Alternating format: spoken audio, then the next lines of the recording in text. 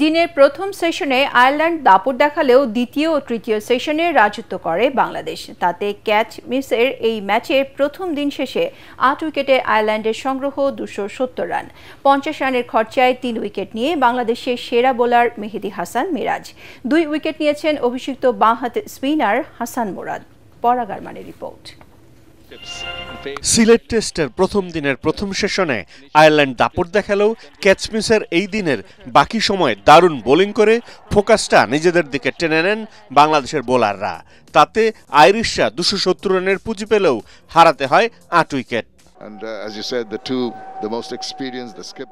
সিলেট আন্তর্জাতিক স্টেডিয়ামে টস জিতে ব্যাটিংয়ে নামা আয়ারল্যান্ডের ইনিংসে সকালে প্রথম আঘাত হানেন হাসান মাহমুদ। দলের রানের খাতা খোলার আগেই তিনি সাজঘরে ফেরত পাঠান অধিনায়ক এন্ডি বার্বার্নিকে।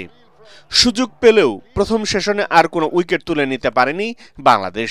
৩বার ক্যাচ ড্রপের সুযোগে ৯৬ রানের রেকর্ড জুটি গড়ে তোলেন পল স্টার্লিং ও কারমাইকেল। ২বার জীবন পেয়ে ৬০ রানে থাকা পল স্টার্লিংকে লাঞ্চের পর তুলে নিয়ে জুটি ভাঙেন নাহিদ রানা। ট্র্যাক্টরও ব্যর্থ। চতুর্থ উইকেটে কারমাইকেল ও ক্যাম্পার ৫৩ রানের জুটি করে দলকে বড় সংগ্রহের পথে নিয়ে যান। ৫৯ রানে থাকা কারমাইকেলকে নিজের দ্বিতীয় শিকারে পরিণত করেন মেহেদী হাসান মিরাজ।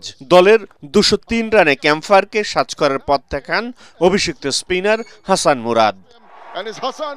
আর শেষ বিকেলে মেহেদী হাসান মিরাজ ও হাসান মুরাদের দুর্দান্ত বোলিংয়ে স্বাচ্ছন্দ্য হতে পারেনি আইরিশরা। তাদের ঘূর্ণি জাদুতে লোরকান টাকার, এন্ডি ম্যাকব্রাইন এবং জর্ডান নীল সাজঘরে ফিরে গেলে ৮ উইকেট হারানো আয়ারল্যান্ড দিন শেষ করে ২৭০ রানে।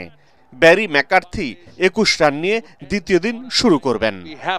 পরাগ আরমান, এটিএন বাংলা।